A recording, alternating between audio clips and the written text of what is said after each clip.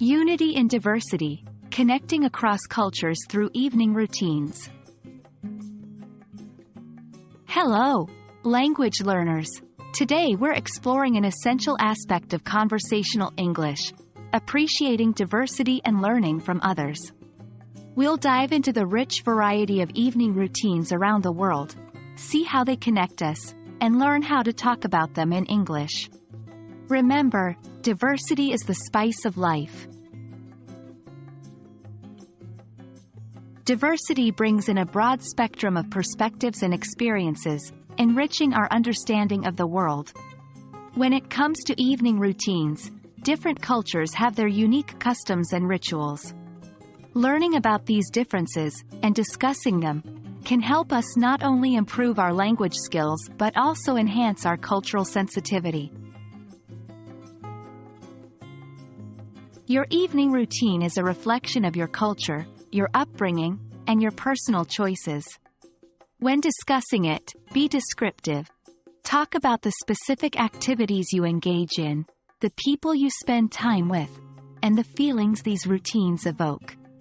Example: my evening usually starts with a warm family dinner, where we share stories from our day. After that, I take a brisk walk with my dog, Bella, in the park.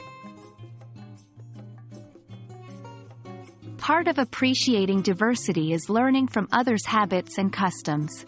When someone else shares their evening routine, listen attentively, show interest, and ask follow-up questions.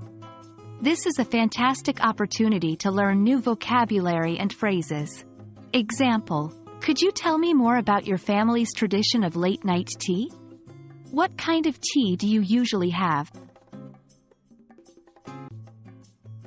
Always respect and appreciate the differences you encounter when discussing routines. This fosters mutual understanding and promotes positive dialogue.